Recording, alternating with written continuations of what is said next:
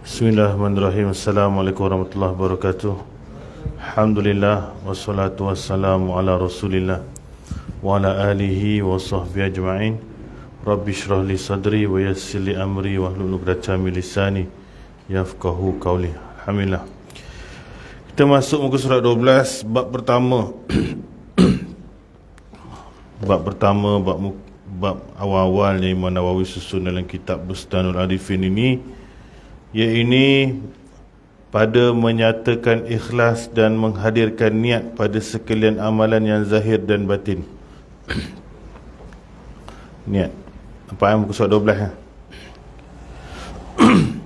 Firman Allah Ta'ala, A'udzubillahi minasyaitonirrajim, wa ma umiru illa liya'budullaha mukhlishina lahuddin hunafa'a wa yuqimus salata wa yu'tuz zakata wa zalika dinul qayyimah. Al-Bayyinah ayat 5. Maksudnya, dan tiadalah mereka disuruh kecuali untuk beribadat akan Allah dalam keadaan mengikhlaskan baginya akan agama dan dalam keadaan cenderung kepada agama Islam, dan mereka mendirikan sembahyang dan menunaikan zakat, dan itulah agama yang lurus. Makna ayat ini ialah Islam itu agama yang lurus atau agama yang berdiri di atas kebenaran. Wallahu alam. Dan firmannya lagi, wa man yakhruj min baitihi muhajiran ila Allahi wa rasulihi thumma yudrikhul mauta faqad waqa'a ajruhu 'ala Allah. Surah Nisa ayat 100. Maksudnya, dan sesiapa yang keluar dari rumahnya dalam keadaan berhijrah kepada Allah dan Rasulnya, kemudian ia diragut oleh kematian, maka sebenarnya pahalanya telah tersimpan di sisi Allah. Dan firmannya lagi, Rabbukum a'lamu bima fi nufusikum. Surah Isra ayat 25. Dan Tuhanmu sangat mengetahui dengan apa yang ada di dalam hatimu. Dan firmannya lagi, la yanalallahu luhumuha wala dima'uha walikin yanaluhu taqwa minkum. Surah Al-Hajj ayat 37. Dan tidak mencapai akan Allah oleh dagingnya, daging korban, dan tidak pula darahnya, tetapi yang sampai kepadanya hanyalah ketakwaan daripada kamu. Baik, 1, 2, 3, 4 ayat Imam Nawawi susun dalam nak menggambarkan ikhlas dan niat itu penting dalam ibadat. Bukan kitab ni je, kitab hadis 40, kitab-kitab lain Imam Nawawi dia akan susun. Bab pertama ialah pada menghadirkan niat dan keikhlasan dalam semua amalan zahir maupun batin. Baik, Allah Ta'ala firman yang pertama, tak adalah kita ni disuruh kecuali untuk beribadat akan Allah dalam keadaan mengikhlaskan baginya akan agama, dalam keadaan cenderung kepada agama Islam, dan mereka mendirikan sembahyang dan tunaikan zakat, dan itulah agama yang lurus. Ini dalil bahawasanya ibadat apa pun, termasuklah ibadat hati, iaitu tauhid. Di ibadat hati rukun Islam, rukun iman, percaya kepada Allah, Rasul dan segalanya. Dan ibadat fizikal, solat, zakat, haji, umrah, sedekah, semua mesti ikhlas baginya dalam agama ini. Ikhlas ni maksudnya apa? Ikhlas ni tanpa syirik. Tu maksud ikhlas, bukan tak ambil upah. Tak ambil upah, tak ada kena-mengena dengan ikhlas. Ikhlas ni dalam surah Al-Ikhlas tu, Qul huwallahu ahad, katalah Allah tu esa, tidak beranak, tidak diperanakkan, tak ada walam yakulahu kufur, tidak ada setara dengan dia, tak ada kena-mengena pun dengan Elaun. Surah Al-Ikhlas cerita pasal ikhlas, iaitu tanpa sekutu kepada Allah, itu ikhlas. Orang kita ikhlas kalau free. Free tu tak ikhlas lah. Mana boleh free ikhlas? Cuba makcik tu jual sayur, satu ikat RM1, kita minta dia ikhlas bagi 2. Ikhlas lah makcik. Bagi free kan ikhlas. Ikhlas ke? Banyak kau punya ikhlas. Jadi bukan bagi free dia tak ikhlas. Macam mana nak faham tu? Okey. Ikhlas semata-mata kerana Allah Ta'ala, tanpa ada sebab musabab lain kita buat sesuatu ibadat. Contoh ambil satu, solat. Nah, maka dia pun datang sini solat tanpa niat dia untuk dapat apa-apa manfaat selain daripada tumpu kepada Allah Ta'ala. Ikhlas itu, tidak sekutu. Kadang-kadang memang semua orang semayang tak dapat upah, tapi dia dapat nama macam tu.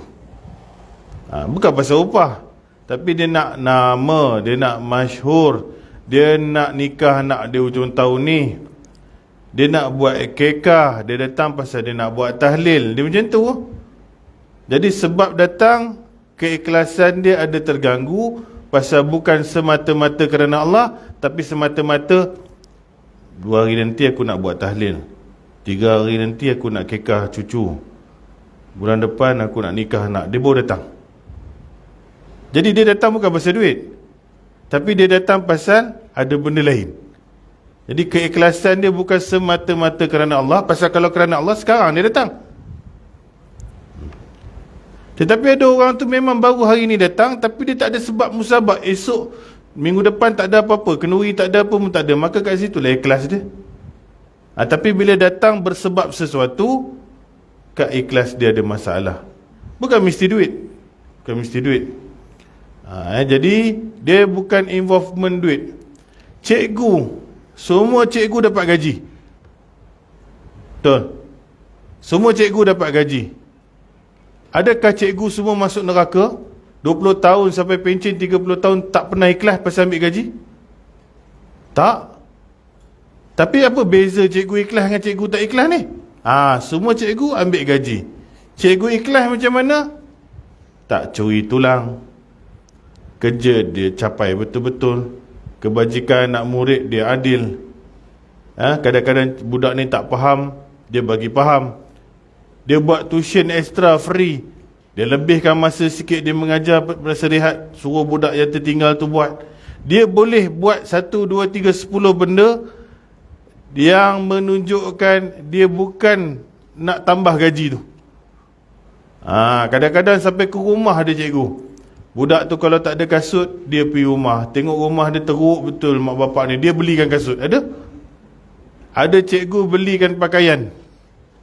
Dia keluar lagi duit. Cikgu A ni macam ni, cikgu B ni, apa tanda dia tak ikhlas? Dapat gaji sama, dua-dua gaji 3,000. Cikgu B belum start masuk lagi, waktu nak balik dia dah balik dulu. Buku sekolah budak tak pernah ada cek. Apa kebajikan budak, pandai tak pandai lantak korang. Lepas tu susah tak susah, marah lagi. Apa kau ni, bapak kau rokok boleh beli, buku RM9 tak boleh beli. Mulut tu. Rokok bapak dia salah, bukan budak tu beli rokok. Faham tak ni? Lainlah kalau kau pergi telefon bapak dia pergi cakap macam tu. Pergi cakap kat budak ni buat apa? Lepas tu curi tulang, tak datang, elak sana elak sini. Jadi bukan kira duit, gaji sama. Jangan ingat dapat gaji automatik ikhlas. Jangan ingat tak dapat gaji tu mesti ikhlas. Tak tentu juga.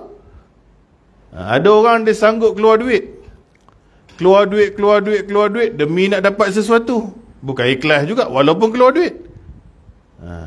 Contoh-contohnya orang berkempen lah, tanpa cakap parti apa-apa, kata masa sikit lagi lah, lagi beberapa bulan ni nanti popular lah.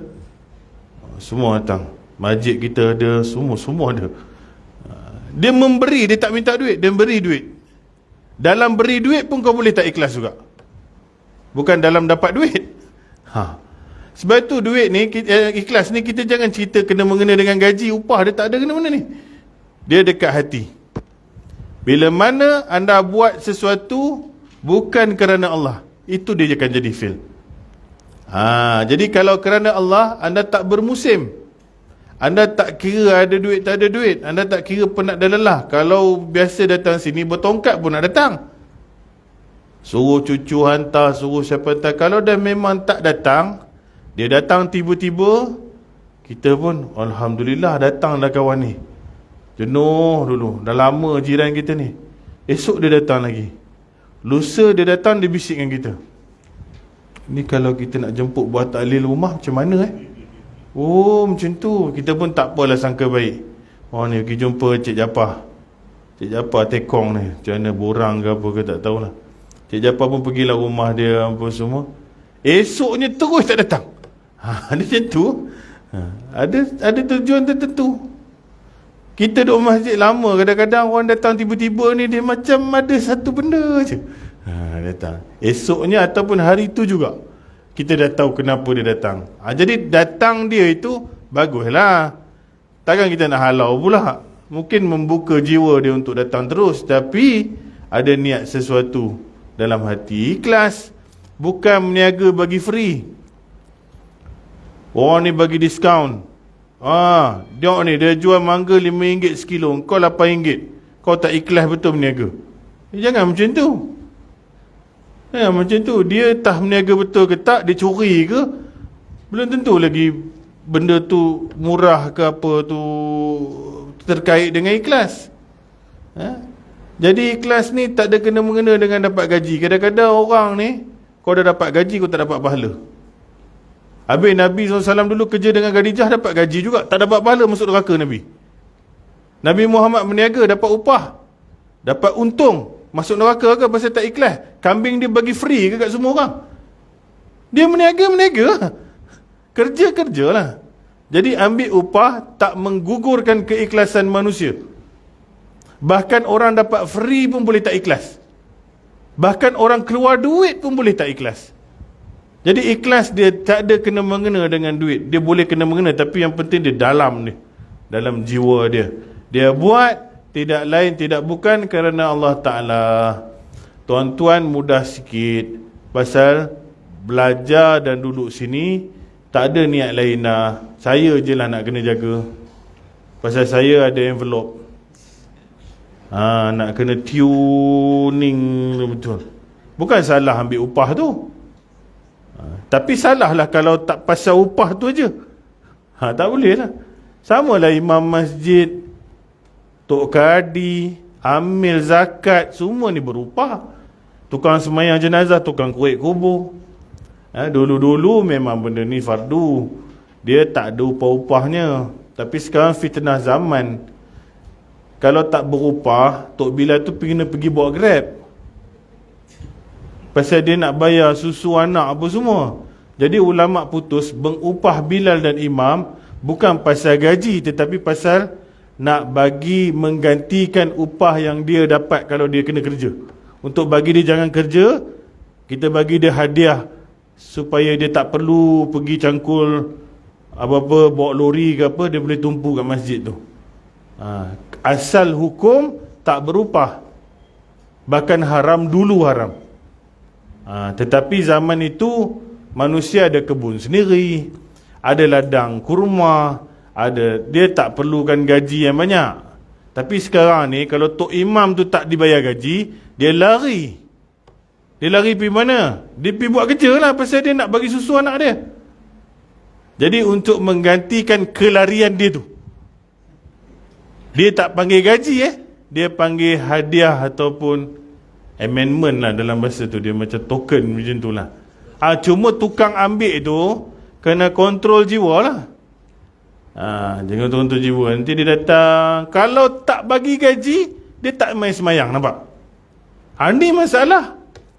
Ni masalah.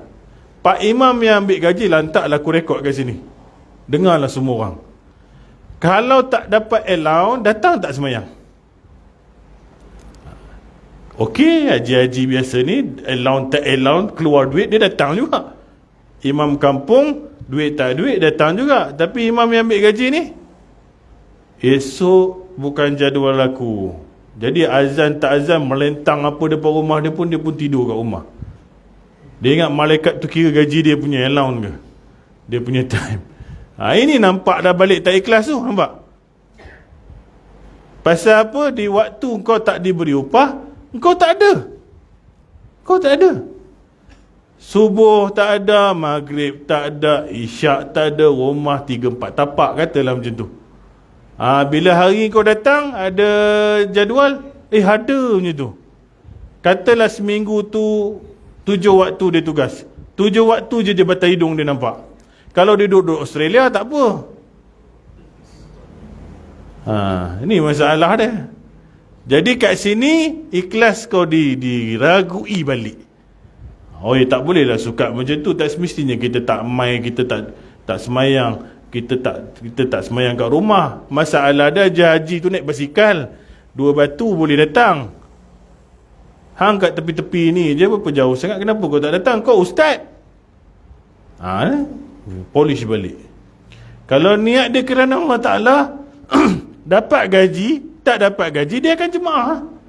Bila kita tak bertugas, kita tak jadi imam, kita jadi jemaah. Bukankah hukum jemaah tu sebagai ulama kata fardu? Imam Hanaf, Imam Hambali wajib semain jemaah ni. Bagi dia. Cuba tengok golongan tabligh tu, Hanafi tu kan. Dia seolah-olah semua yang jemaah ni mesti wajib. Kita macam Syafi'i ni ringan dan sunat muakkad, jadi punggung pun tak boleh nak angkat. Tak mau angkat, dia jadi bukan mau angkat, dia jadi tak mau angkat. Jadi ni masalah dia. Jadi ikhlas bukan pasal gaji upah, tetapi kerana Allah Ta'ala anda buat apa-apa tu. Ibadat itu kita panggil ibadat khusus. Ibadat umum apa? Tolong mak bapak, pergi tolong gotong royong, pergi kerja kat pejabat, bawa e-hailing, apa semua, masak, cangkul, apa semua pun boleh terkait dengan ikhlas tak ikhlas juga. Nak tukar benda tu jadi ada pahala, ada manfaat, maka niat dan ikhlas tu kena betulkan dulu.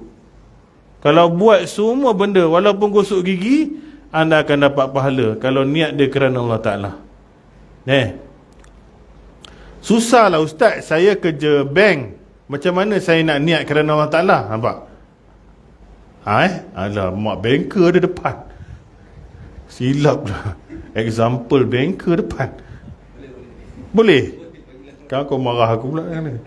Okey, banker kata dia nak kerja kerana Allah Ta'ala, Islamic conventional, dia cuba usaha alih kepada department Islamik, dia cuba.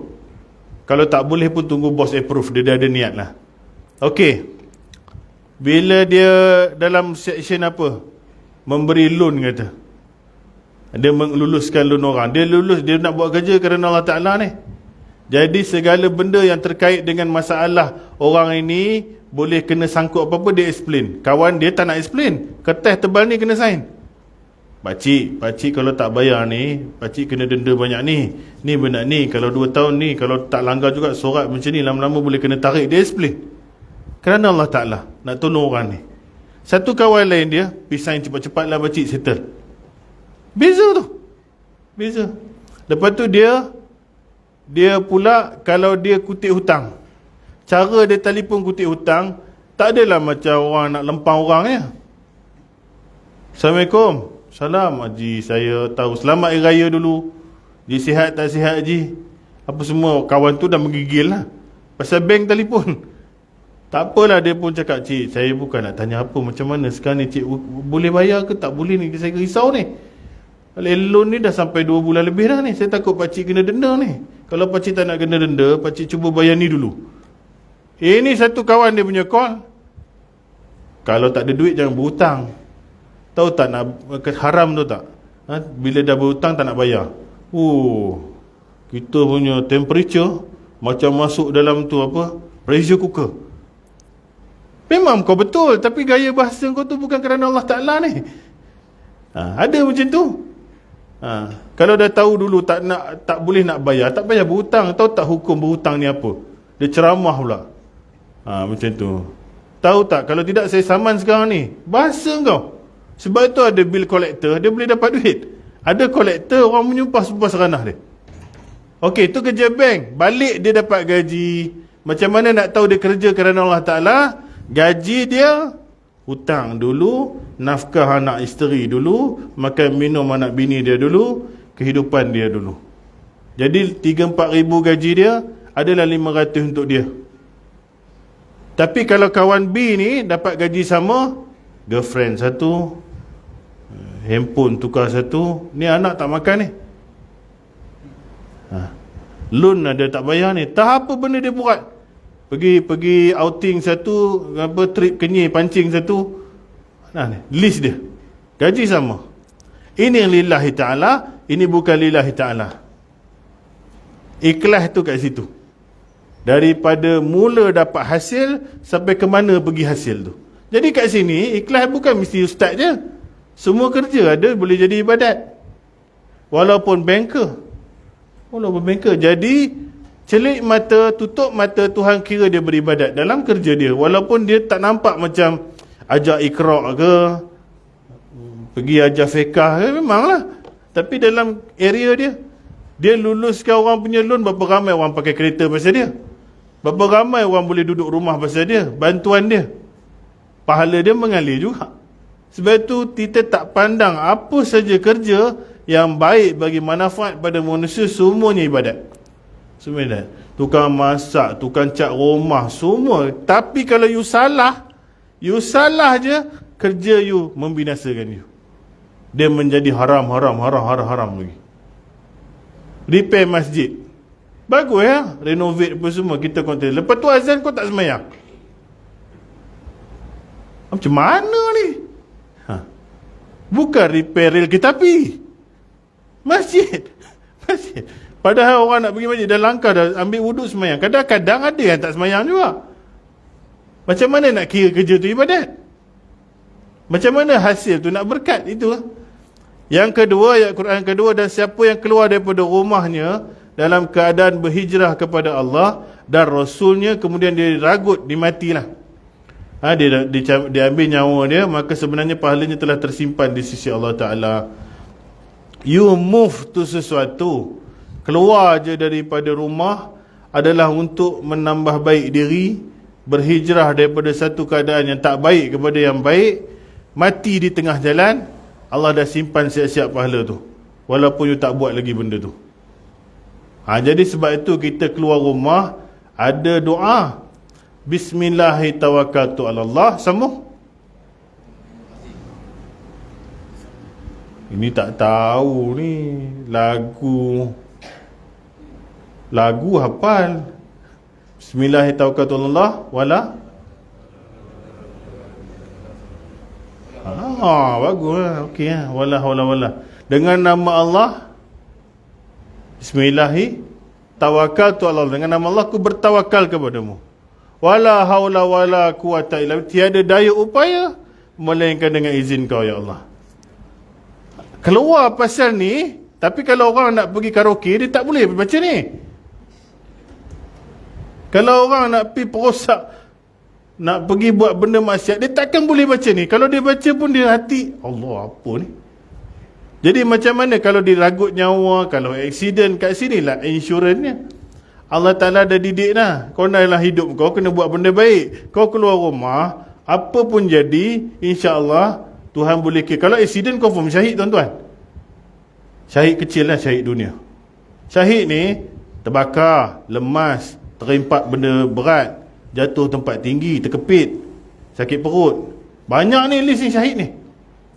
Baik. Kalau aksiden, confirm kemalangan, confirm syahid insya-Allah. Masalahnya dia keluar rumah pasal apa?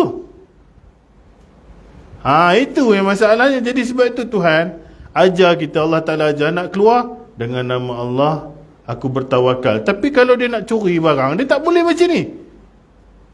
Tak jadi. Jadi orang yang baik, hari dia boleh doa. Dia tak ada masalah. Dengan nama Allah aku bertawakal kepadamu. Tiada daya upaya melainkan izin kau. Keluar langkah. Langkah apa keluar? Ni tak kena dia langkah kanan. Langkah kanan kalau masuk kenduri rumah orang. Langkah kiri masuk rumah langkah kanan. Keluar tengok tempat. Dah masuk pula masjid, masuk kanan balik. Pakai selipar. Tuan-tuan, kita ni tak ikut sunnah Nabi, sampai selipar pun kita lupa pakai mana dulu. Ramai orang pakai kiri dulu. Cakap tu terang, pasal stand kanan dia kuat, dia masuk kiri dulu. Sebenarnya kena masuk kanan dulu. Memang susah. Tapi kena masuk kanan dulu. Buka kiri dulu. Semua berterabur habis. Dari pakai selipar dah ibadat. Daripada pakai baju, sunat pakai baju macam mana? Baca bismillah, okey. Lepas tu masuk kanan dulu. Baju sarung kanan dulu. Buka baju kiri dulu. You kalau tak buat benda yang daripada tidur sampai tidur, bangun sampai tidur, you keluar pun you akan tak tahu jadi apa dah. Sebab tu beragama ni dia ada je pahala tu sampai malam. Ni dia cakap, barang siapa yang keluar daripada rumah dalam keadaan berhijrah kepada Allah Ta'ala ni, nakkan kebaikan, sehari demi sehari nak lagi baik, lagi baik. Kalau mati, Allah dah kira markah penuh. Dan kalau mati tu kemalangan, insya-Allah syahid. Masih kena dimandi, masih kena dikapan, dia syahid dunia lah. Syahid dunia. Baik. Betul orang insiden tu, kalau dia pergi hantar anak sekolah, dia pergi kerja, kita andaikan dia buat benda soleh.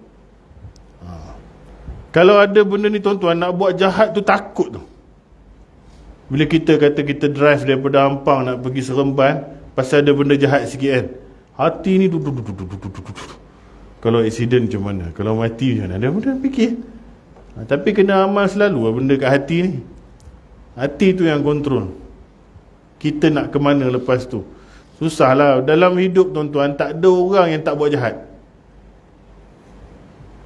Tak ada orang tak buat jahat. Peristiwa Nabi Adam tergelincir adalah sifat manusia boleh dihasut. Sifat manusia boleh dihasut. Nabi Adam, Tuhan nak tunjuk peristiwa pertama kesilapan umat manusia ialah boleh terhasut. Nampak? Nabi Adam. Tapi Nabi Adam dia ada satu kelebihan dia. Dia terhasut, dia dihasut, dia buat silap, tapi dia sujud. Iblis buat salah, Iblis tak nak sujud. Itu saja. Tapi nak tunjukkan, Iblis nak tunjukkan, bangsa atuk engkau sampai engkau, aku boleh masuk. Saya tak berani letak diri saya akan tak buat dosa. Tak berani. Tak ada siapa boleh jamin. Pasal kita tengok peristiwa Nabi, dia boleh tergelincir biiznillah. Jangan cakap, saya ustaz ada tak doa saya esok tak buat dosa dah. Tak ada. You tak ada. You boleh jadi seorang tu beramal dengan amalan ahli syurga, di hujungnya dia beramal dengan ahli neraka. Ada hadis tu. Hadis nombor 4 dalam hadis 40. Boleh jadi seorang tu beramal dengan amalan ahli neraka, dia boleh masuk syurga hujung. Dia berubah. Wallahu alam. Yang penting niat kita, hati kita kena selalu lillahi ta'ala. Jahat mesti tak boleh lillahi ta'ala. Kalau kita nak pergi ambil rasuah kat sana, saja aku nak ambil rasuah kerana Allah Ta'ala, tak boleh. Jadi kalau kita betulkan niat dari awal, insya-Allah boleh. Dan firmannya lagi ayat ketiga tu, dan Tuhanmu sangat mengetahui apa ada dalam hatimu. Allah Tuhan yang tahu yang dalam hati. Sebab tu nak buat ibadat, tolong jaga hati. Pasal orang mungkin nampak anda okey, tapi Tuhan tak nampak okey. Diterimanya ibadat itu bila solid kerana Allah Ta'ala. Katalah sembahyang tarawih, datang dia seminggu. Kalau pasal dia tak datang, dia malas sendiri, tak apa, biasalah manusia. Tapi rupanya datang yang pertama tu, dia bersebab. Bersebab apa? Nak tunjuk kat ni, buka puasa dekat rumah mak dengan ayah. Boleh minggu pertama buka puasa dengan family, jadi nak tengoklah malam-malam kau pergi tarawih. Takkan duduk melempang je macam tu. Dia buat-buat dia pergi macam tu. Memanglah dia sembahyang. Usalli sunatan tarawih ra'atain ni memang uman lillahi ta'ala, tapi pasal orang, pasal benda lain, pasal niat dia bercabang-cabang. Jadi kat situ Tuhan cakap apa? Tu dia. Dan Tuhanmu sangat mengetahui dengan apa yang dalam hatimu. Nak boleh pahala, tak boleh pahala, Allah boleh filter. Manusia nampak okey belaka, tetapi di sisi Allah Ta'ala, sah sembahyang, penerimaan pahala mungkin ada kurang sikit. Markah mungkin kena potong. Bawah tu apa dia? Dan tidak mencapai akan Allah oleh dagingnya. Oleh dagingnya korban, dan tidak pula darahnya, tetapi yang sampai kepadanya hanyalah ketakwaan daripada kamu. Ibadat korban ni, Saya itu hari dah sembang kat sini dah. Allah bukan nak daging lembu. Allah tak nak darah tu. Dia suruh kita korban, dia suruh kita bagi kat orang. Dia nak tengok pengorbanan kita. Yang sampai tu pahala. Keikhlasan kita, Tuhan bagi pahala kat kita. Bukan dia nak daging lembu tu. Jadi kalau kita buat kerana benda lain, kemasyhuran, kerana kita pun nak tunjuk-tunjuk kat orang kita tahun ni ada buat lebih sikit, ataupun kita ni nak ambil mentega darah pula daging tu banyak-banyak, maka kat situ korban tu tak ada pengorbanan. Pasal korban dia adalah untuk kita, yang ini pahalanya, sedekahnya, ibadatnya, bukan untuk Allah Ta'ala. Allah Ta'ala tak perlu lembu tu. Ya Allah, sahaja aku sembelih lembu ni kerana Allah Ta'ala. Ya, kerana Allah Ta'ala tu apa? Ibadat tu, bukan lembu tu. Lembu tu. Tapi Tuhan tengok lah, lembu cantik tak cantik, apa ni, ikut tak sunnah Nabi, ambil 1/3 ke tak ambil 1/3, bagi tak ke asnaf. Dia pun sembelih tu pun tak ikut. Cara ambil lembu pun tak berapa betul. Lembu pun ada yang Parkinson, macam-macam lah. Darah tinggi punya lembu dia ambil, kurus satu macam, tinggal tulang, nak balik murah sekali. Jadi ini penilaian ni. Pasal Allah bukan nak lembu tu, kau punya hati tu, ibadat ni. Sebab tu kalau tak mampu buat, ambil bahagian. Tak mampu ambil bahagian, simpan duit buat tahun depan. Biar elok-elok. Ini cari, saya cakap cari mana yang paling murah ni. 100.5 sebahagian. Ni lah, transfer online. Lembu tak nampak ke mana, apa pun tak nampak. Mak dah buat dah, transfer je, transfer 100.5. Kita pun garu kepala, 1.5 lembu apa ni, 1.5 sebahagian, kita pun nak beli. Kalau satu bahagian 1.5, 7 berapa? 1,000. Oh, kalau ada lembu 1,000, Haji Jaafar beli dulu. Beli 10 ekor, jual balik 2,000, untung sendiri. Buta je untung. Jual 2,000 pun kaya lagi. Kita pun nak telefon orang tu, Cik ada satu bahagian 7, saya nak ambil seekor lembu boleh? Saya bagi 2,000 pun tak apa, boleh hantar rumah saya. Nak 10 ekor, pasal kita boleh jual 4,000. Tapi ada orang tanya benda ni, tak ada. Jangan tanya banyak-banyak, buat je. Bukankah Tuhan dah kira juga pahala? Belum tentu. Hati awak tu ada apa? Hati awak tu ada apa? Baik. Sebelah. Dan berkata Sayyidina Abdullah bin Abbas radhiyallahu anhuma dalam menerangkan ayat ini, yang sampai kepada Allah Ta'ala ialah niat dalam hati kamu, bukan lembu tu yang sampai. Dan berkata Ibrahim An-Nakhai rahimallahu ta'ala, takwa itu adalah satu amal yang dihendaki dengannya akan keredaan Allah Ta'ala. Dan berkata Imam Abul Hasan Al-Wahidi rahimahullahu ta'ala, berkata Imam Al-Zajjaj rahimahullahu ta'ala, makna ayat ini ialah Allah Ta'ala tidak akan menerima darah ataupun daging korban apabila ianya tidak disertai dengan takwa. Allah Ta'ala hanya menerima daripada kamu akan amalan yang dilakukan kerana ketakwaan. Oleh kerana itulah dapat disimpulkan bahawa sebarang ibadat tidak sah kecuali dengan niat takwa, taqarrabu, mendekatkan diri kepada Allah, iaitulah untuk mendekatkan diri kepada Allah Ta'ala dan menunaikan kewajipan yang disuruh.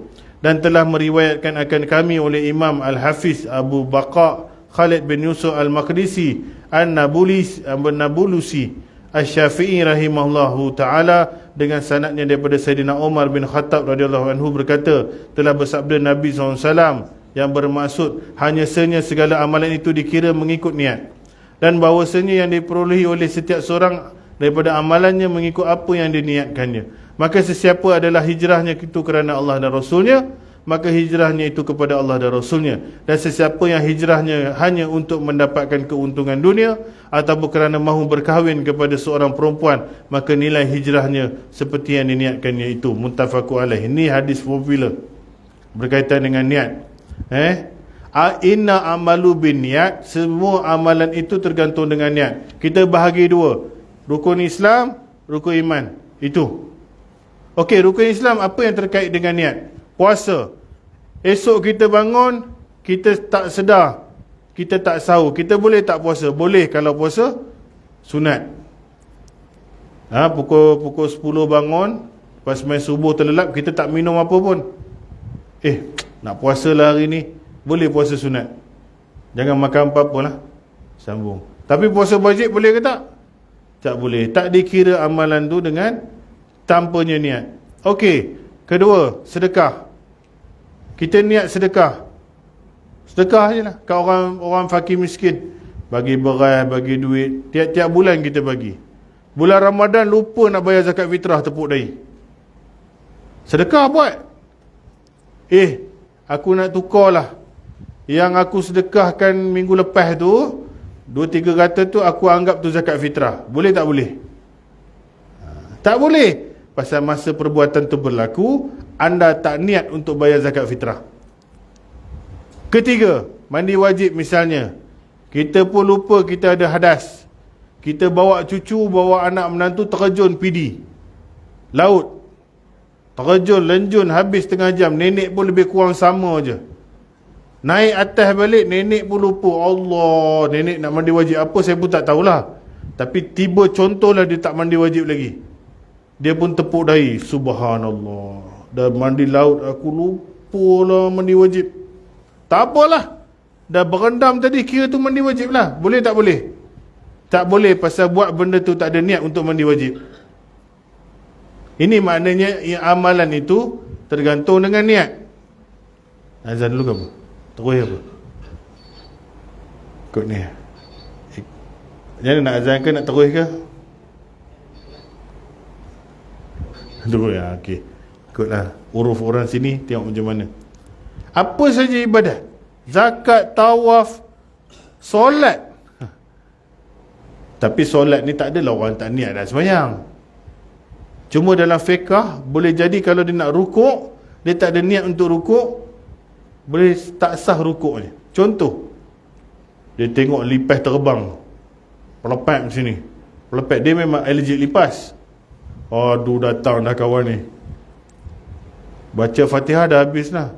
Tiba-tiba orang lipas tu nak bagi muka dia ditunduk, dia rukuk terus. Tak sah rukuknya. Pasal kau turun bukan niat kerana nak rukuk, tetapi kena elak lipas. Maka kena bangun balik, takbir balik, Allahu Akbar. Nampak? Fiqh sampai macam tu. Memang you buat perbuatan tu, tapi you tak ada niat untuk ibadat itu. Macam saya cakap lah, orang sedekah ribu-ribu bulan puasa, fakir miskin ke apa ke, asnaf ke apa ke, tapi bila time raya dia lupa zakat fitrah. Dia nak andaikan tu zakat fitrah, tak boleh. Lah ustaz, RM7 je saya bagi 70,000 dah. Bukan pasal nilai, niat awak tak ada untuk buat benda tu. Tak boleh lah. Dia dah pening dah macam tu. Sama ibadat lain. Sebab tu ibadat rukun Islam mesti nak kena ada niat baru dia jadi sah. Rukun iman pun begitu. Bukan lafaz pada mulut saja. Jadi kita kat acong kata, contoh, dia dengar azan best, dia pun ikut azan. Allahu Akbar, Allahu Akbar. Lagu ras dia boleh buat. Wana, saya dengar azan, saya suka. Dia penyanyi kata, Cina. Penyanyi memang pandai lah ikut lagu. 3 lagu azan saya sudah hafal lawan. 1 ini macam tadi. Nombor 2, itu nahwan dia panggil. Dia lagi tahu. Mak malu orang Melayu je.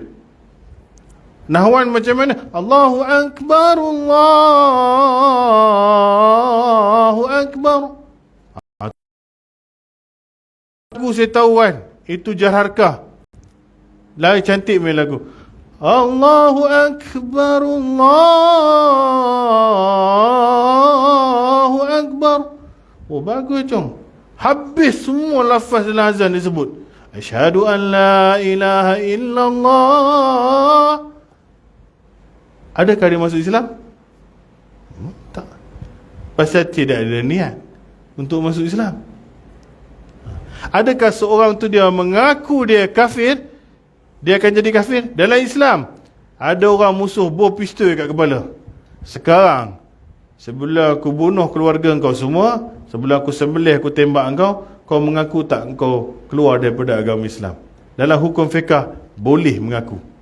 Dengan yang penting hati tak mengaku. Pasal amalan tu dia kira dalam hati. Jadi kita boleh pilih untuk mati, boleh, dan kita boleh pilih untuk menipu dia. Ya Allah, aku nak temberang je kawan ni demi menyelamatkan nyawa aku dan anak-anak aku ni. Ya, saya mengaku saya bukan orang Islam lagi. Tak ada. Balik rumah, astaghfirullahalazim, syahadu an la ilaha illallah, ya Allah ampunkan dosa aku, kau tahu tadi aku buat apa. Boleh. Ini inamalu biniat. Walaupun ibadat batin, walaupun ibadat zahir, dia tergantung dengan niat. Sebab itu susah ni kalau niat tak betul ni. Dan kalau niat betul dia tak ada problem. Ada problem. Sebab tu orang kadang-kadang dia bergurau dia. Dia kata orang nak ngorat dia, ada janda nak ngorat dia. Yelah, saya tak kahwin lagi, dia tipu. Dia bukan jatuh talak kalau dia cakap macam tu. Dia menipu je. Dia tak kahwin lagi satu, dia cakap dalam hati dia. Niat dia boleh pusing-pusing, tak jatuh. Itu halau bini dia keluar. Ni kau jangan jejak lagi rumah ni. Tapi kalau dia niat untuk menceraikan, habis dia. Ni niat. Benda tu terjadi dengan apa yang kau niat. Allah tahu yang dalam hati. Jangan main-main benda macam ni. Jadi walaupun orang tu mengaku dia Islam, dia cakap macam-macam, tapi hati kau bukan pada Islam, kau bukan Islam. Walaupun dokumen you dapatlah IC tu, you dapatlah dokumen tu. Kadang-kadang mungkin ada nak masuk Islam pasal nak minta sedekah. Mungkinlah. Kalau masuk Islam boleh dapat masuk je lah. Dia bagi dia tak ada apa-apa. Dia pun masuk, register, dapat sijil, dia pun duduk kat masjid. Saya mu'alaf, tolong. Semayang apa pun tak mau. 4 tahun duk pusing macam tu je. Sampai tua nampak muka ni. Pusing je. Ni dah melampau. Kalau saya dekat Jawi dulu, mereka suruh saya rampas tau kad tu. Kita tak tergamak nak buat je.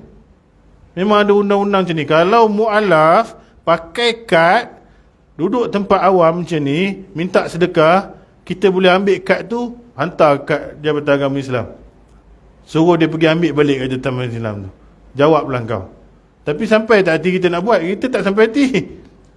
Duk bebel je dengan dia. Kita pula jadi salah pula. Haji, tak kesiankah saya saudara baru? Kau ni saudara baru, Taman Mawar, Melo, kejap lagi Taman Mawar, kejap lagi Taman Kiamang Dandut, semua kau ada. Macam mana aku nak kesian dengan kau? Dia punya pendapatan, kita pun tak dapat.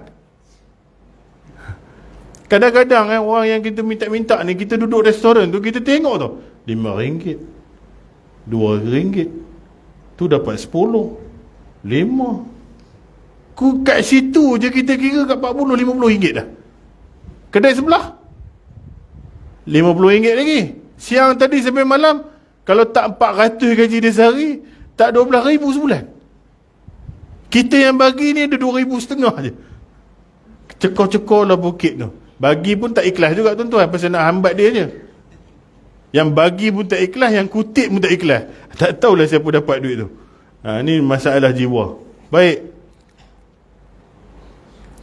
Inilah dia. Kalau siapa yang hijrahnya kerana Allah Rasulnya, berubahnya dia, hijrah kita dah tak ada kecuali jihad dan niat, kata Aisyah.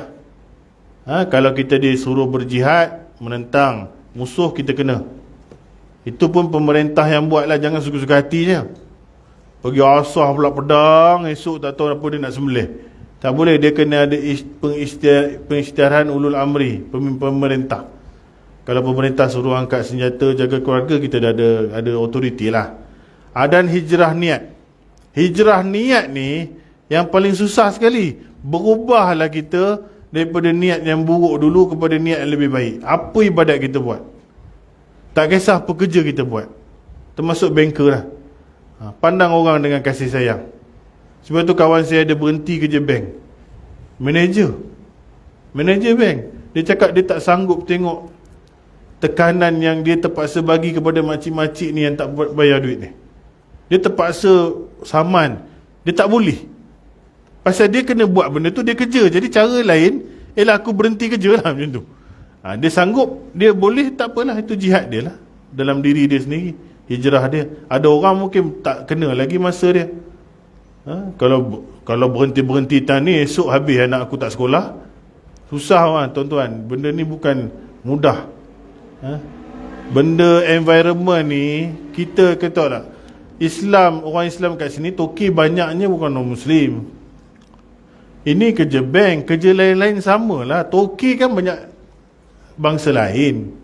Kita kan terikat dengan dia punya. Dia boleh, kita tak boleh. Kadang-kadang bos ambil rasuah depan mata kita. Kita kerja makan gaji dengan dia. Kita tak buat benda ni. Dia suruh kita hantar duit ni, kita tak maulah. Bos, saya tak boleh ni. Tak apalah, you tak boleh. Saya sendiri call dia lah, bagi dia. Apa itu pun susah. Bagi depan kita nampak. Allah, hujung bulan ni aku dapat komisen juga. Hujung tahun aku dapat bonus juga ni, duit ni. Macam mana? Nak cari peniaga Melayu sikit. Bukan tak ada. Adalah Maidin, adalah Roshamno sikit, apa sikit. Tapi rakyat Malaysia berjuta. Jadi fitnah ni lah fitnah zaman ini, yang mana kita tak boleh lari. Kadang-kadang nak kena kerja sini, nak kena kerja situ. Betulkan niat tu. Ya Allah, aku akan cuba cari kerja yang lagi baik. Kau tolonglah tunjuk aku jalan yang cantik sikit. Ya Allah, dalam pada kerja aku yang tengah macam ni, kau tolonglah alih-alihkan aku kepada tempat yang lagi baik sikit lah. Kau terima ibadat aku, ikhlaskan aku. Macam tu boleh, tak ada masalah. Tuan-tuan cakap kat sini, kalau kita anak merantau ke Jepun, ke negara luar, lagi susah. Ini ada juga orang Islam merantau, kata kan, yang bekerja di pelantar di negara luar. Mexico ada kawan saya pernah kerja. Nak makan pun susah. Jangan kita sembahyang Jumaat. Memang bertahun tak sembahyang Jumaat lah. Tak sembahyang seseorang. Susah. Bukan semua keadaan semua senang. Cakap senang lah, kita yang dah pencin senang. Alah, berhenti je lah kerja. Pandailah. Dah umur 70 memang. Kawan tu umur 30 lebih. Anak nak nyusu lagi. Dalam perut ada seorang lagi. Bukan senang. Jadi Islam ada. Dia daripada haram jatuh syubhat. Itu syubhat jatuh halal. Makruh halal. Macam tu. Kadang-kadang orang banyak kat syubhat ni. Kerja kedai runcit, dapat gaji 1,500. Tiba-tiba bos ada jual rokok. Rokok paling senang lah. Nampak? Nak cari kedai runcit tak jual rokok, kiamat dunia tuan-tuan. Habis tu aku dapat gaji daripada rokok ni ada berapa persen ni? Nampak? Mana nak lari? Itu baru rokok, kasbab. Kedai Melayu pada jual rokok. Dia nak lari mana? Kerja sini, kerja e-hailing. Dalam bungkus, tiba-tiba kena ambil makanan haram, hantar. Ya bukan tahu. Saya dulu pernah sekejap bawa Uber. Perempuan nak pergi naik kelab kerja, saya kena hantar. Ustaz ni menung tak menung. Habis tu orang bawa bas tu, dia boleh halang ke? Adik nak pergi kerja mana? Naik kelab, turun bas. Awak mau pergi mana? Oh, pergi kerja boleh. Awak mau pergi mana? Oh, tak, macam tu ke? Kereta api kena berhenti tu. Tanya seorang-seorang. Kapal terbang pun kena break tengah awan tu. Terjun, siapa yang nak pergi buat benda haram? Tak boleh. Tak boleh. Keadaan manusia bukan sama. Bukan sama. Dan ini jadi kat Nabi dulu. Nabi Ibrahim kena pikul berhala bapak dia tau. Jual. Jangan cerita senang. Nabi dah lalu kerja ni. Nabi Ibrahim kena pusing kampung jual berhala. Bapak dia buat berhala tu. Tak ke satu kerja gila. Tuhan uji dia. Hang Rasul, hang bapa hang su hang jual berhala. Kita tak sampai haram tera tu. Ni, tokong tu dia pergi jual. Dia Nabi Ibrahim. Nabi Ibrahim. Pusing dia heret tokong tu. Apa ni? Berhala baru. Baik punya. Lebih kurang dia cakap lah. Siapa beli bodoh? Dia cakap macam tu. Berhala paling tak guna dalam dunia. Pusing. Siapa nak beli? Tengok, dia buat dalam keadaan hati dia, dia tak suka. Tapi pasal apa dia kena buat? Ayah. Dia buat lah. Tapi dia duk canang satu kampung. Bodoh punya berhala, tak guna punya patung, tak beli. Bapak dia dapat tahu. Bapa toko apa merepek ni? Orang suruh jual berhala, dia bising dengan gaduh dengan bapak dia. Tapi dia dalam keadaan baik lah. Tak adalah dia pukul bapak dia. Jadi anak cucu kita kadang-kadang terkena fitnah ni. Terkerja sini, kerja sini. Kerja okey, kita jadi pomen. Masuk lori kasbuk datang. Enjin dia tercabut. Ni nak. Kawan saya buat aircon servis ada. Tak tahu sampai-sampai sekali kuil. Terkujat-kujat kawan tu. Boleh tak boleh? Boleh tak boleh? Okeylah, dia boleh tolak lah pasal dia kerja sendiri. Dia boleh pilih, bos saya sorry. Tapi kalau pekerja TNB, Indah Water, dia tak kena buat juga. Bomba nak inspection wiring, dia boleh lari. CF nak bagi, sekali tengok gereja. Allah, macam mana ni? Tak bagi CF kan meletup pula bangunan ni. Apa? Senang je? Bukan senang. Niat you. First, benci keadaan maksiat tu, benci kena dalam hati. Aku tak suka ya Allah. Macam Nabi Ibrahim duk pikul berhala tu lah. Nombor 2, kalau boleh elak. Tak boleh elak juga, buat kadar perlu je. Lepas tu, sedekah sikit duit. Rasa dalam sebulan gaji ni, aku ada 2-3 hari ni buat benda sangkut sikit lah. Gaji aku sehari dalam 340 ringgit. Ni 150 ni aku bagi masjid. Aku tak mahu duit ni. 2 hari tu aku duk layan kedai-kedai haram ni. Terpaksa. Jadi ni duit aku tak mahu. Orang yang bersih hati macam tu lah. Ini kadang-kadang buat kerja kat masjid pun tak semayang. Aduh, pening tuan-tuan. Orang yang macam ni menderita, nak lari daripada dosa-dosa ni. Kawan dia ada peluang buat baik, tak nak buat. Scam orang pula, tipu orang pergi haji umrah. Macam orang nak pergi umrah punya susah. Dia sapu, tak tahu nak macam mana. Kalau boleh pulang tak apalah. Hadis ini telah disepakati oleh para ulama atas kesahihannya. InsyaAllah pukul 9 kita berhenti. Dan mereka bersepakat mengatakan bahawa hadis ini sangat besar kedudukannya dalam agama dan merupakan salah satu asas keimanan. Bahkan ia merupakan tonggaknya yang terutama sekali, yang paling kukuh. Adapun makna niat itu adalah kasad, iaitu keazaman hati untuk melakukan sesuatu, dan lafaz innama ialah mengenai makna al-asar, perhinggaan, yang membawa pengertian bahawa apa-apa yang akan disebutkan selepas lafaz itu adalah sesuatu yang sangat kukuh kedudukannya. Dan pada masa yang sama, lafaz ini juga mengeluarkan atau menafikan segala perkara lain yang tidak disebutkan. Bawah tu dia kecil-kecil nota tu. 2 di atas tadi, maknanya berhijrah untuk mendapatkan redha Allah dan Rasulnya. Yang ketiga, oleh kerana kitab ini merupakan terjemahan dan ringkasan, maka kebanyakan sanad yang disebutkan oleh Imam Nawawi rahimahullah ta'ala tidak kita muatkan, dan kepada ahlinya bolehlah ia merujuk kepada teks asal dalam bahasa Arab. Macam ni. Hadis ni dia tak sebut semua sanad dia, tengok, dan telah meriwayatkan ke kami oleh Imam Halafiz, Abu Bakar, Khalid bin Yusuf, An-Nabusi. Dia sebenarnya sanad ni sampai kepada Rasul. Kalau nak sebutkan tingkatan sanad perawi hadis ni, mungkin puluhan nama. Dia cakap kalau nak refer, rujuklah kitab-kitab sanad. Tapi kita yakin memang ni Bukhari dan Muslim. Kita cukup sebut daripada siapa saja hadis ni, daripada Umar bin Khattab, hadis riwayat Bukhari dan Muslim. Biasa macam tu je. Tu dia sebut dalam tu, dia tak sebut ramailah pengriwayatan. Ni orang disiplin ilmu, dia macam tu. Dia rasa dia nak bagi tahu hadis ni ada sanad dia, tapi aku tak masukkan dalam buku aku ni kerana dia terlalu panjang nanti kan, dan tak berapa sesuai lah. Oleh kerana itu, maka dapatlah dikatakan bahawa segala amalan syarak tidak sah kecuali bila disertai dengan niat. Tadi kan kita dah cakap, rukun-rukun Islam kan tak sah kalau tak ada niat. Maka sesiapa yang menghendaki dengan hijrahnya atau dengan amalannya itu akan keredaan Allah Ta'ala, sudah pasti ia akan mendapatkannya. Dan sesiapa yang menghendaki dengan hijrahnya atau amalan itu akan harta benda dunia, maka hanya harta benda itu sahaja yang dia dapat, yang merupakan balasannya, yang tidak ada lagi baginya sebarang habuan selain daripada itu. Hadis tadi cakap apa? Siapa yang berhijrah kerana nakkan seseorang perempuan, ataupun nakkan orang yang dia nak kahwin, maka dia akan dapat perempuan tu, apa pahala pun tak dapat. Dapatlah orang tu.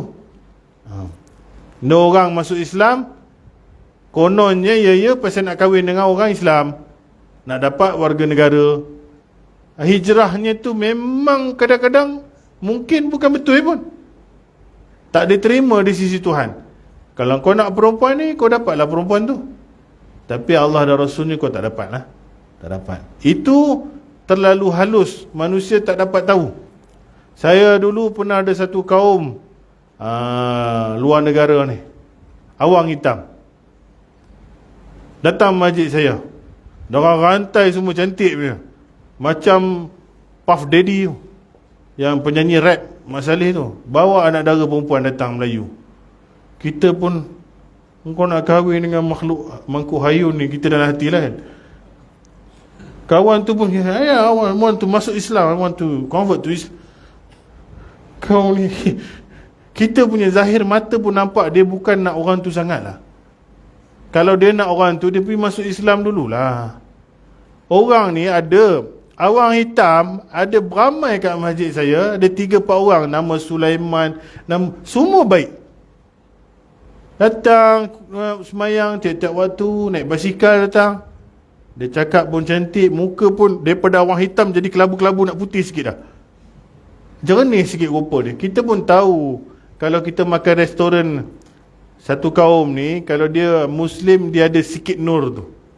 Sekali pandang kita tahu dah. Kalau ini bukan, kita pun, hati pun, kau tipulah pakai kopiah macam mana pun. Ni bukan ni, dia ada cahaya tu. Jadi awal-awal hitam yang baik ni, kita tengok okey, kawan ni dengan bangle dengan apa, nak borang tu nak isi, nak nikah dengan kawan ni. Kita nak advice macam mana, mak kau tahu ke tak ni? Dia nak nasihat kita pun tak kat mana. Kalau dia sendiri nak juga, boleh je dia berlakon pergi perkim, okey aku masuk Islam. Tanggal apa rantai tu masuk Islam, esok dia nak buat ke tak buat Islam tu ikut hati dia lah.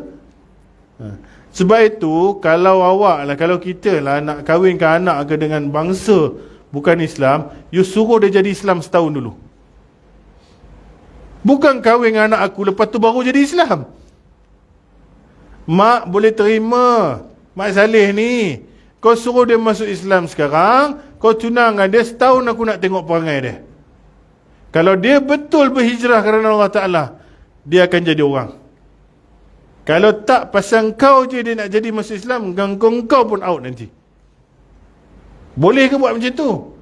Alamak ni, sekarang zaman bukan macam zaman mak dulu tu, kita nak lesung batu je kat mulut dia tu. Kolot sangat. Orang sekarang ni pun kahwin ngengok. Esok kena tinggal. Beranak-beranak, laki dah balik kampung sendiri, tak tahu mana. Berapa ramai kena. Yang best ni datang masjid balik lah.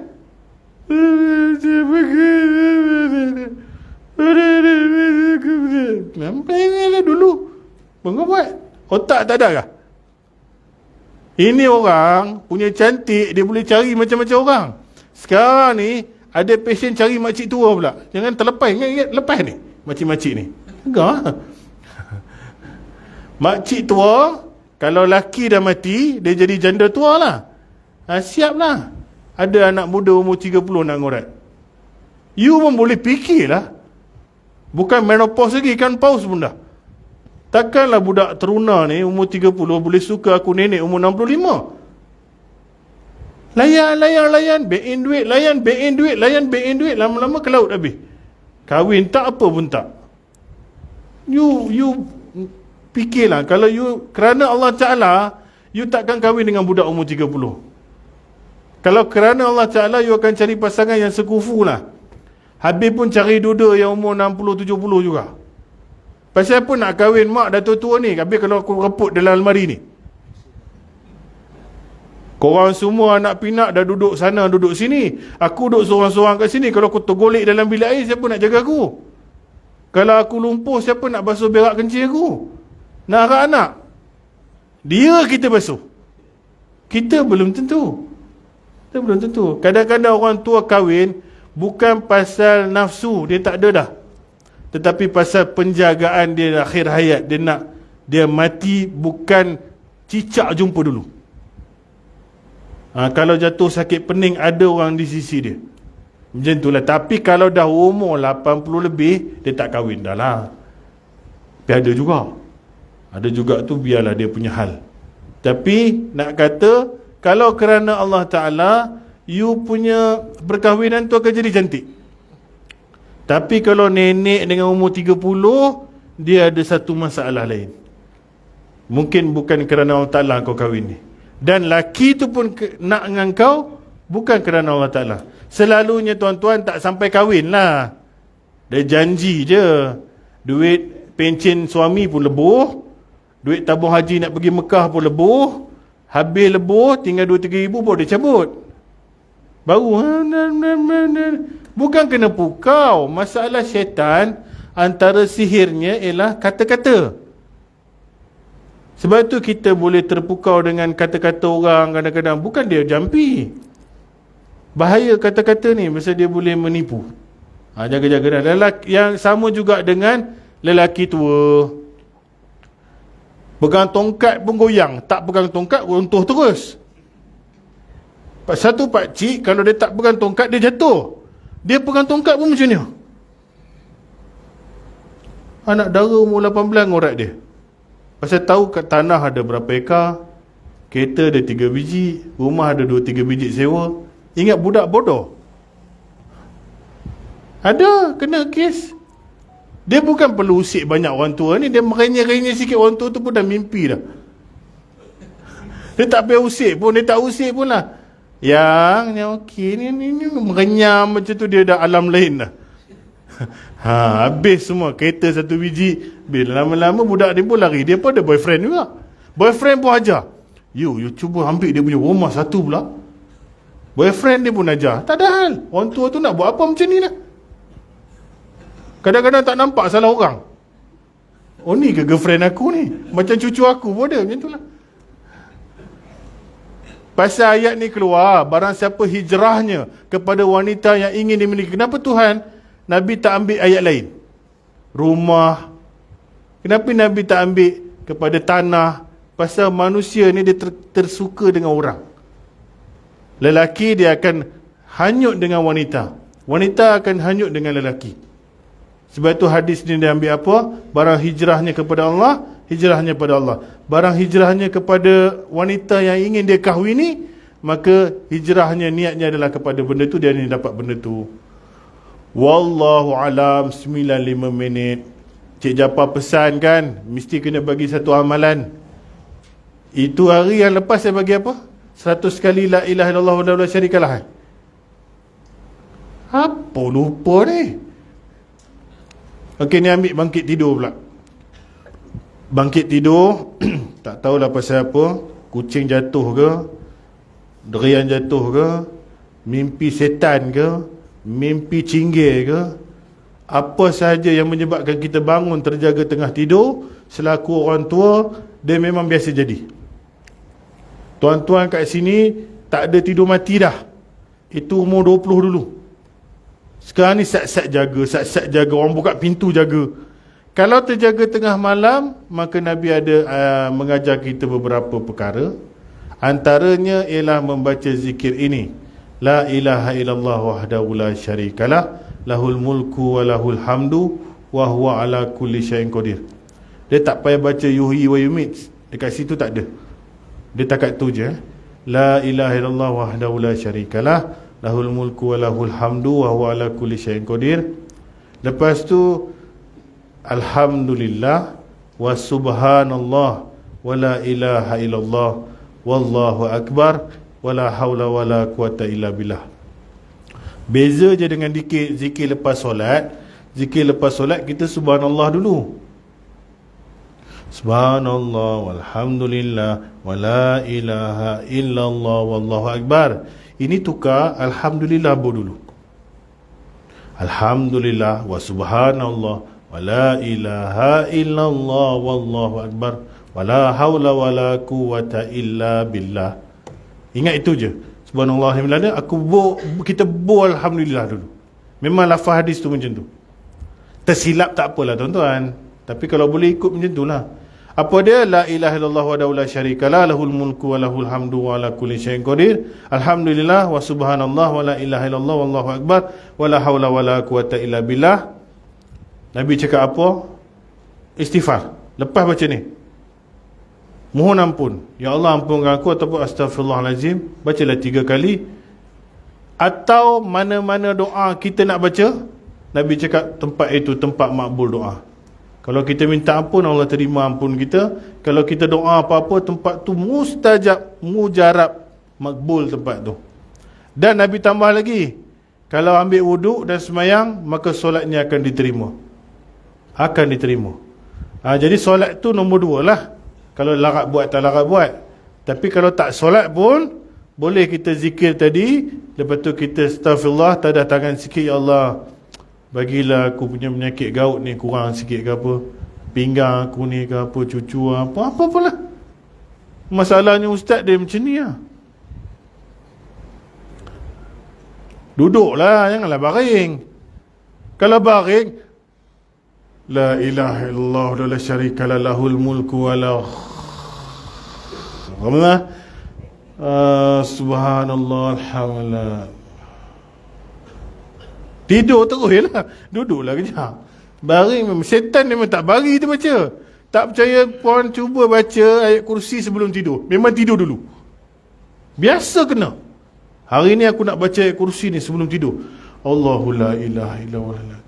Sampai setengah berpusing-pusing. Habis tak sempat baca. Tapi kalau tengok handphone sampai 2 pagi boleh. Ini setan. Dia tak bagi. Jadi itulah buat dulu. Hadis Bukhari. Doa dia makbul, taubat diterima insya-Allah. Kalau solat 2 rakaat, solat diterima. Wallahu ta'ala alam. Subhanakallah bihamdika asyhadu an la ilaha illa anta astaghfiruka wa atubu ilaik. Wabillahi taufiq wa hidayah. Assalamualaikum warahmatullahi wabarakatuh. Makcik belakang tulis pasal minggu bulan depan saya nak bagi yang lain pula lah. Takut ustaz 14 kali datang itu je. Mana tahu saya ajar banyak tempat. Ingat ni yang doa terjaga tengah tidur. Wallahu ta'ala alam. Assalamualaikum warahmatullahi wabarakatuh.